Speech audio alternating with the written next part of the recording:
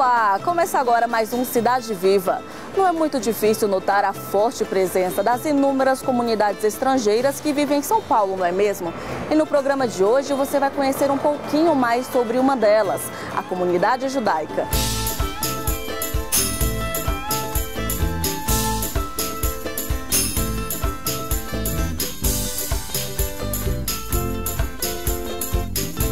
Boa parte da história do povo judeu no Brasil está agora preservada no Memorial da Imigração Judaica. Ele fica nesta sinagoga, fundada em 1912, no coração do Bom Retiro. E quem vai nos contar quando começou esta imigração é o professor Reuven Feingold.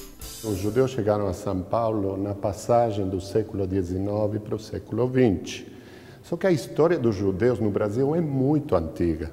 Os judeus estão presentes desde os primórdios. Já nas naus de Pedro Álvares Cabral, eles chegaram para a terra de Santa Cruz, o Brasil. E daí temos vários episódios interessantes e períodos diferentes. Temos judeus no Brasil colonial, temos judeus que estiveram aqui durante o Brasil holandês, no Nordeste, no século XVII. Temos judeus na época do Império, com Dom Pedro II, que adorava a cultura judaica. E temos judeus que chegaram a São Paulo, tal qual falei, perseguidos no leste europeu, chegando aqui a São Paulo e principalmente ao bairro do Bom Retiro. Uma grande leva de judeus chegou também no entreguerras, entre a Primeira e a Segunda Guerra Mundial. E são aqueles judeus também fugidos do Holocausto, aqueles que chegaram ao Brasil antes de Hitler subir ao poder. A comunidade judaica no Brasil é estimada em mais de 100 mil pessoas. Pelo menos metade vive aqui em São Paulo. Neste andar, o visitante pode conhecer um pouco sobre uma das primeiras tentativas de trabalho desses imigrantes no país, que foi no ramo da agricultura. Houve uma tentativa dos judeus se estabelecerem no solo, trabalhar em agricultura, assim como outras levas migratórias o fizeram, por exemplo, os japoneses. E essa tentativa não vingou, não deu muito certo, eu diria por três motivos. O primeiro deles, que o judeu não tem uma tradição agrícola, não sabe trabalhar a terra. Na época bíblica nós temos isto, mas nos dias de hoje nós não temos.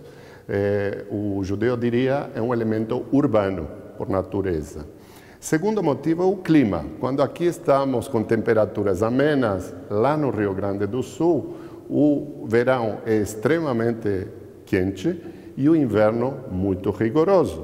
E o terceiro motivo, não menos importante, é que esses imigrantes não queriam que os filhos deles tivessem a mesma sorte que eles tiveram.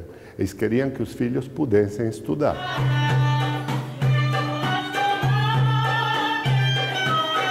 Professor, e qual é a história dessa sinagoga? Realmente é a mais antiga do estado? Sem dúvida, a sinagoga Keilat Israel era uma comunidade, a primeira comunidade de São Paulo. E esta comunidade surgiu em 1912, numa casa muito pequenininha, que na verdade estava localizada aqui, no meio desse salão. Depois vocês poderão ver as fotografias sobre essa primeira casa, mas entre 1912 e 1954, essa comunidade foi crescendo e se adquiriram vários sobrados em volta dessa primeira casinha. Tudo isto foi depois derrubado e construído o prédio onde vocês estão hoje gravando.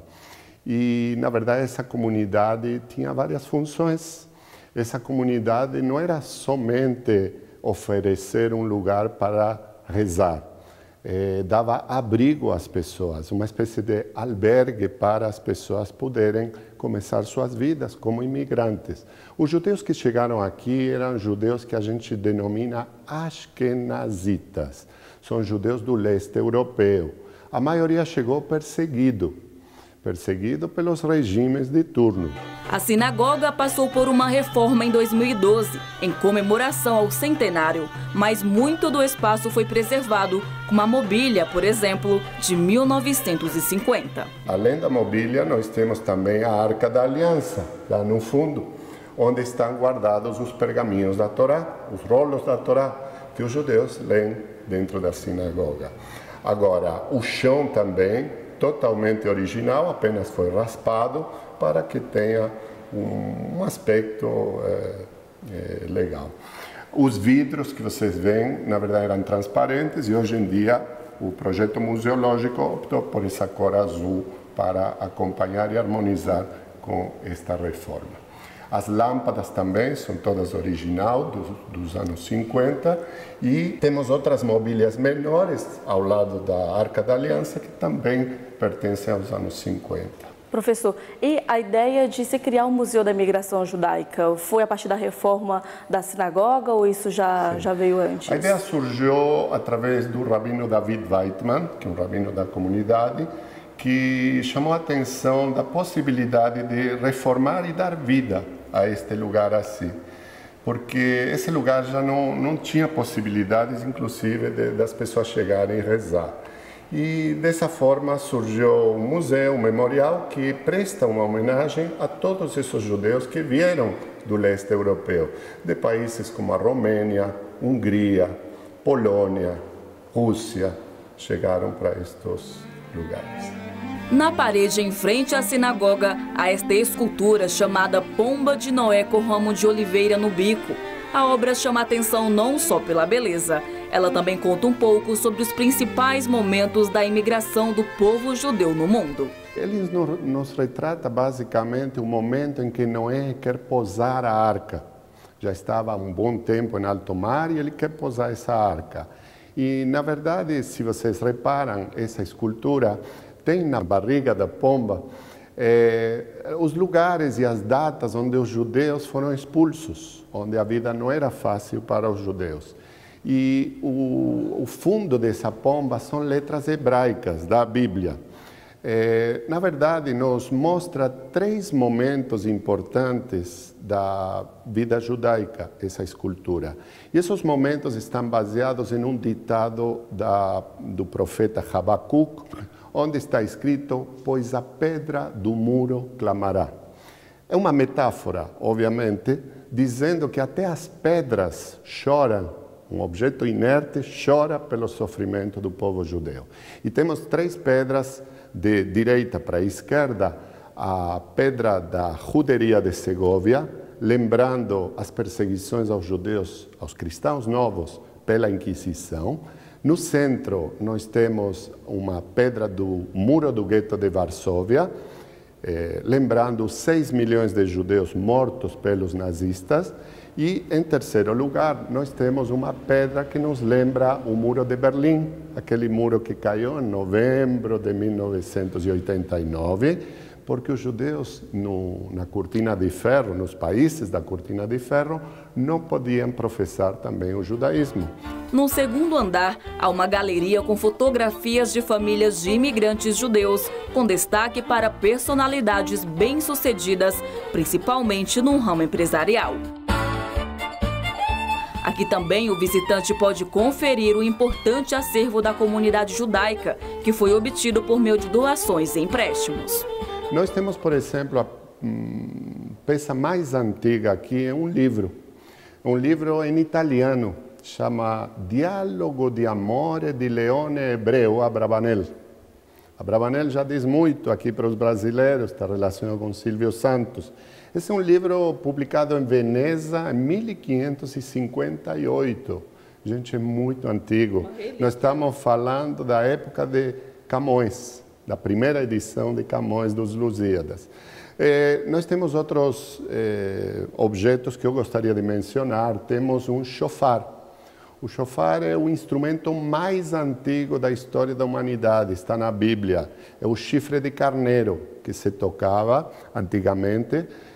Está relatado na Bíblia que as muralhas de Jericó caíram ao toque do shofar, do chifre de carneiro. E aqui temos 2 deles, um de Europa e outra da Terra Santa.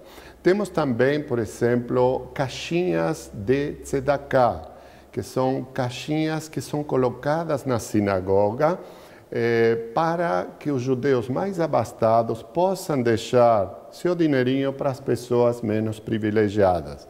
O rabino, de tanto em tanto, vai abrir essa caixinha e repartir entre as pessoas necessitadas. Isso que vínhamos falando, que os judeus são muito importados com o futuro e o destino das pessoas menos privilegiadas. Temos também a Keará, que é o prato da Páscoa judaica, com todos os seus significados. Vamos ver um em porcelana aqui dentro do memorial. Temos também um candelabro de Shabbat, maciço, em prata, da cidade de Nuremberg. E esse candelabro é extremamente antigo também, da época de Napoleão Bonaparte, de 1798, da cidade alemã de Nuremberg, que foi a cidade onde os nazistas foram punidos no final da Segunda Guerra Mundial.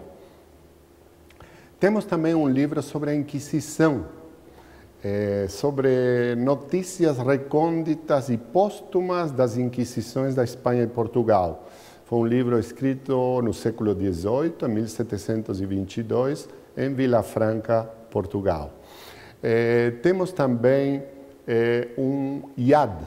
Yad é uma mãozinha que é toda feita em prata ou em ouro e ela serve para ir acompanhando a leitura da Torá. Como o pergaminho é sagrado, nossas mãos, que são peçonhentas, estão sujas, não podem encostar no pergaminho. Portanto, esse dedinho acompanha a leitura feita dentro da sinagoga e aqui vocês têm expostos alguns desses dedinhos de acompanhamento da leitura. Enfim, temos inúmeros objetos, nós colocamos apenas aqueles que são mais significativos, mais antigos e que chamam a atenção pela própria constituição do objeto.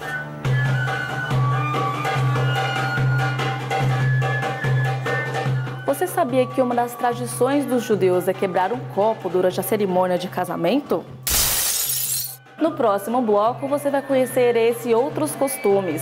Não saia daí, o Cidade Viva volta já.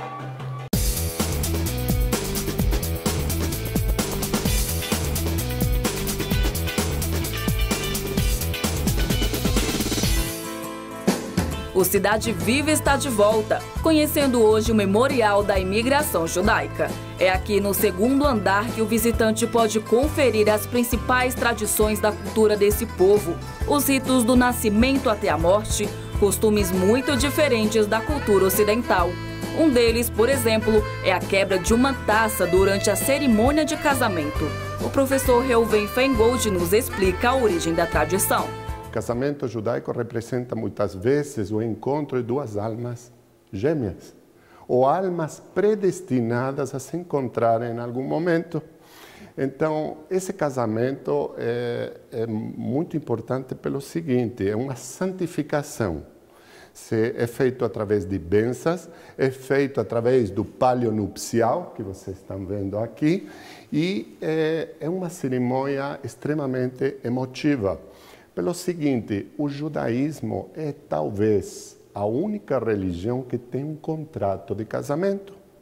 Isso se chama ketubá, e vocês têm aqui vários tipos de ketuvot, que é o plural em hebraico, com diferentes iconografias, das mais diversas. Temos aqui da Holanda, temos de Veneza, de Portugal, de Irã, de vários países onde havia comunidades judaicas. Depois de todas as bênçãos durante o casamento, e aliás o casamento não é feito obrigatoriamente por um rabino, geralmente é um rabino que faz, mas um judeu pode casar um outro judeu na presença de 10 pessoas. E a partir daí, no finalzinho, o homem que está casando, o consorte, ele vai quebrar uma taça. E essa taça nos lembra a destruição dos templos de Jerusalém. E isto para dizer que mesmo no momento de maior regozijo, de maior alegria, a gente reserva um pouquinho para lembrar os templos e a cidade santa de Jerusalém. E por isso que a gente vai quebrar esse copo e mostrar para vocês de que maneira isso acontece. O que nós escutamos são duas palavras muito importantes. A palavra Mazel Tov, boa sorte, E a partir daí se dá por encerrada a festa de casamento, a cerimônia de casamento, e se passa para o salão para comemorar com os convidados. Outra curiosidade está em aprender como a gastronomia tem um grande significado para o povo judeu. Nós temos nesta mesa de culinária 3 festividades. O sábado, o Shabbat, que toda semana nós temos, e temos 2 festividades que colocamos no memorial. O Ano Novo Judaico, com uma bênção, por exemplo, sobre a maçã e o mel, que tenhamos um ano doce como o mel. É uma das bênçãos que a gente faz. Tanto judeus sefaraditas como ashkenazitas. E temos também na mesa a Páscoa judaica, onde não entra uma migalha de pão. O pão é deixado de lado, porque está escrito no livro de Êxodo que os judeus não tiveram tempo de preparar o pão, ou seja, não houve levadura que fermentou para criar esse pão, e por isso que nós ingerimos o chamado pão azem, a matzá, que vocês podem apreciar, estão vendo? Na ponta lá na mesa. Obviamente não pode faltar o vinho. O vinho para a bênção é fundamental. Não existe festividade judaica que não tenha a bênção do vinho. Mas, obviamente, no judaísmo, o vinho é apreciado moderadamente, somente na hora das bênçãos.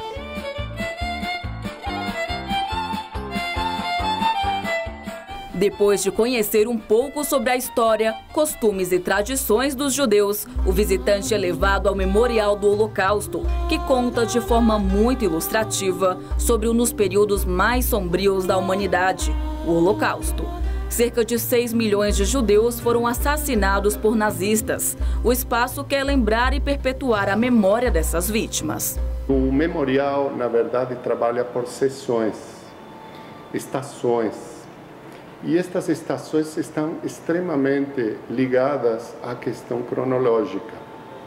Existem na historiografia do Holocausto diversas etapas. A primeira delas foi o período de boicote contra a população judaica na Alemanha. Estou me referindo a um período que vai de 1933 a 1939. Neste período era proibido aos judeus entrarem em determinados lugares públicos principalmente. Professores não podiam lecionar nas universidades ou instituições superiores de ensino ou nas escolas. Estava vedado aos judeus todo tipo de manifestação pública. Por exemplo, regentes de orquestra não podiam tocar nem reger. De um modo geral, o boicote se manifestou também no comércio. Nós temos aqui uma ala dedicada à Noite dos Cristais, a Kristallnacht, que aconteceu entre o dia 9 para o dia 10 de novembro de 1938, onde lojas foram totalmente depredadas e quebradas. E justamente por ser um dia de sol, os cristais apareceram nas calçadas e pegou o nome de Kristallnacht.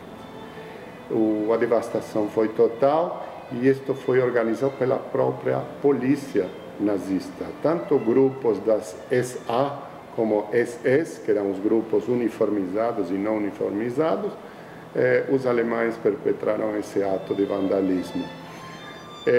Durante o período de boicote também temos as famosas leis de Nuremberg, são leis de separação entre população ariana e população judaica.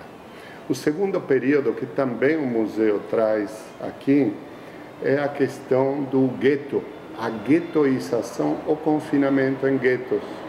E aí vocês vão poder ver de que maneira os alemães humilhavam os judeus dentro de uma área das próprias cidades que iam sendo conquistadas durante a guerra. Esse período do gueto vai de 1939 até final da guerra, praticamente temos guetos. Entre tantos anos de perseguição e sofrimento, nenhuma época marcou tanto como a ida aos campos de concentração e extermínio. Os campos de concentração estavam espalhados por toda a Europa. No entanto, os campos de extermínio eram apenas 6.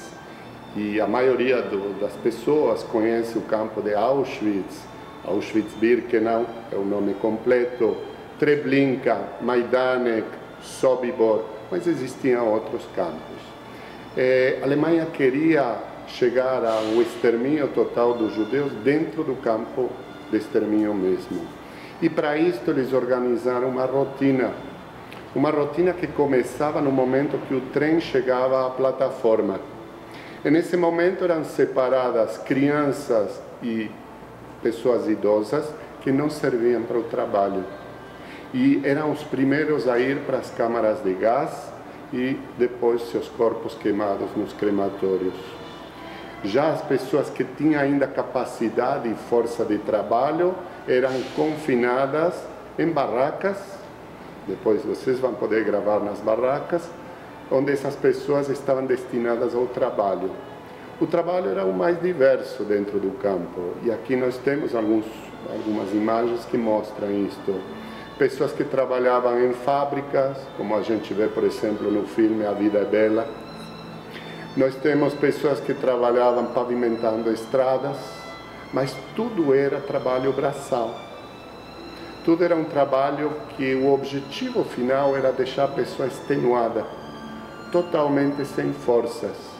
E com as poucas calorias que o prisioneiro recebia, era muito difícil que ele conseguisse prolongar sua vida. Os sobreviventes que nós temos e que chegaram depois da guerra, geralmente eram pessoas fortes, que conseguiram se sobrepor ao trabalho.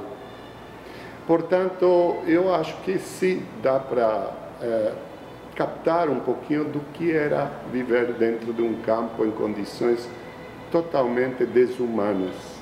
O trato dado aos prisioneiros era brutal. A vida do judeu dentro de um campo e na Alemanha nazista não valia absolutamente nada. A gente tentou ao máximo de preocupar-se com o detalhe. A descrição das trelices, ou das beliches, por exemplo, tratamos de fazer tal qual aparece na literatura. Lá sabemos que não havia colchões, era palha mesmo. Lá sabemos que dormiam 7, 8 pessoas, às vezes até 10 pessoas, apinhados, um em cima do outro, dentro disso que nem podemos chamar de cama. Portanto, era essa dura realidade, sofrida. E a Alemanha, realmente, no final da guerra, a gente sabe, tratou, sempre que foi possível, não conseguiram sempre isto, desmontar o campo.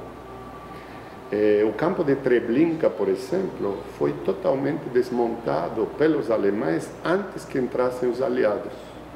Já outros campos não conseguiram. O trabalho era muito grande e a pressão dos aliados chegando, tanto russos que estavam fechando o cerco dos alemães, como britânicos, franceses, enfim, fizeram que os alemães rapidamente abandonassem os lugares.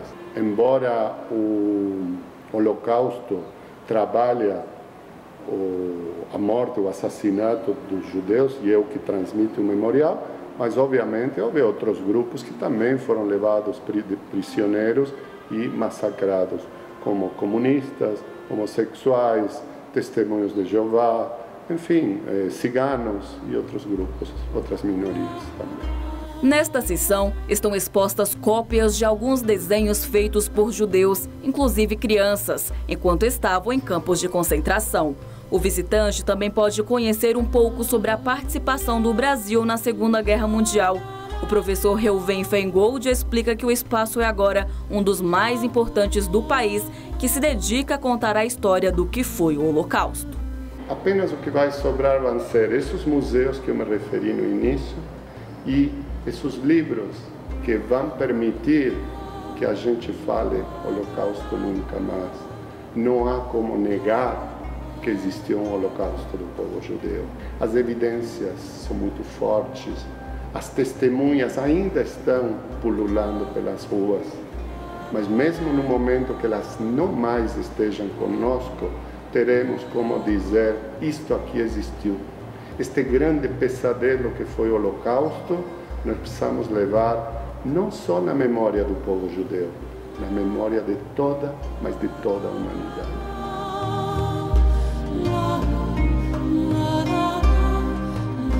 E o Cidade Viva de hoje fica por aqui.